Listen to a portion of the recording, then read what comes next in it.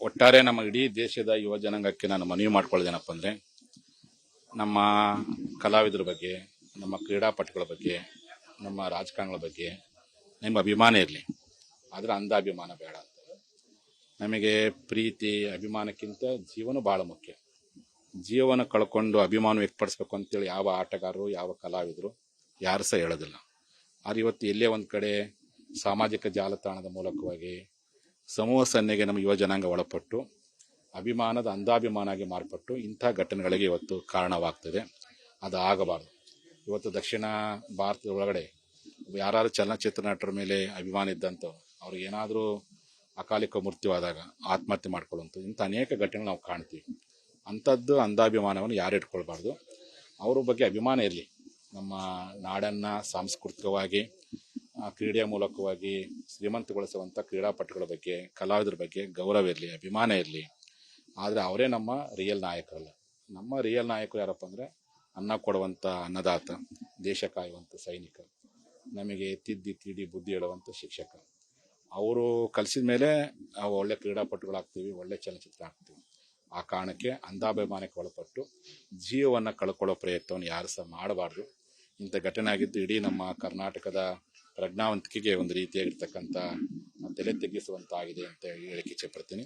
ಎಲ್ಲೇ ಒಂದು ಕಡೆ ಸರ್ಕಾರ ಯಾವ ರೀತಿಯಾಗಿ ಮುಂಬೈಯಲ್ಲಿ T20 ವರ್ಲ್ಡ್ ಕಪ್ ಇದ್ದಾಗ ಅಲ್ಲಿನ ಸರ್ಕಾರ ಯಾವ ರೀತಿಯಾಗಿ ಬಿಗಿ ಬಂದೋಬಸ್ತ್ ಮಾಡಿತ್ತು, ಆ ರೀತಿಯಾಗಿರ್ತಕ್ಕಂಥ ಒಂದು ಬಂದೋಬಸ್ತ್ ಮಾಡೋ ಪ್ರಯತ್ನ ಮಾಡಬೇಕಾಗಿತ್ತು. ಆ ಹಿನ್ನೆಲೆ ಒಳಗೆ ಕೆಲವು ಒಳ್ಳೆಯ ಪೊಲೀಸ್ ಅಧಿಕಾರಿಗಳು, ಅವರು ಒಳ್ಳೆಯ ವ್ಯಕ್ತಿ ಅಂತ ಈಗೆಲ್ಲ ಸಾಮಾಜಿಕ ಜಾಲತಾಣ ವ್ಯಕ್ತವಾಗಿದೆ. ಅಂಥ ಒಳ್ಳೆಯ ಪೊಲೀಸ್ ಅಧಿಕಾರಿಗಳು ಯಾರೋ ಮಾಡೋ ತಪ್ಪಿಗೆ ಅಂಥವ್ರು ಇವತ್ತು ಎಲ್ಲೇ ಒಂದು ಕಡೆ ಸಸ್ಪೆಂಡ್ ಆಗೋದನ್ನು ಕೇಳಿ ಇವತ್ತೆಲ್ಲ ಜನ ಇವತ್ತು ಬೇಸರ ಮಾಡ್ಕೊಂಡಿದ್ದಾರೆ. ಹಾಗಾಗಿ ಯಾರು ವೈಫಲ್ಯಕ್ಕೆ ಕಾರಣ ಅದರ ಅಂಥ ಅಧಿಕಾರಿಗಳ ಮೇಲೆ ಕ್ರಮ ಕೈಗೊಳ್ಳಿ, ಆದರೆ ಪ್ರಾಮಾಣಿಕ ಅಧಿಕಾರಿಗಳ ಮೇಲೆ ಯಾಕಂದ್ರೆ ಕ್ರಮ ಕೈಗೊಳ್ಳಬಾರ್ದು. ಮತ್ತು ನಮ್ಮ ಯುವ ಜನಾಂಗ ಸಹ ಇಂತಹ ಘಟನೆಗಳ ಮುಂದೆ ಮರುಕಳಿಸೋ ರೀತಿಯಲ್ಲಿ ನೀವು ಸಂಭ್ರಮಾಚರಣೆ ಮಾಡಿರಿ, ಸಂತೋಷ ಪಡ್ರಿ. ಅದು ಜೀವ ಕಳ್ಕೊಳ್ಳೋಷ್ಟು ಮಟ್ಟಿಗೆ ಯಾರು ಸಹ ಮಕ್ಕಳನ್ನ ಕರ್ಕೊಂಡು ಹಿಂಗೆಲ್ಲ ಮಾಡಿದ್ದು ಎಲ್ಲೇ ಒಂದು ಕಡೆ ನಿರುತ್ಸಾಹಕ್ಕೆ ಇವತ್ತು ನಮ್ಮ ರಾಜ್ಯ ಒಳಪಟ್ಟಿದೆ. ಅಂಥ ಘಟನೆಗಳಾಗದ ರೀತಿಯಲ್ಲಿ ಸರ್ಕಾರನ ಮುನ್ನೆಚ್ಚರಿಕೆ ವಹಿಸಬೇಕು ಅಂತ ಈ ಮೂಲಕ ನಾನು ಮನವಿ ಮಾಡ್ತೀನಿ. ಹಿಂಗಾಗಿ ನಾನಂತೂ ತೀರಾ ಸಂತಾಪ ವ್ಯಕ್ತಪಡಿಸ್ತೀನಿ.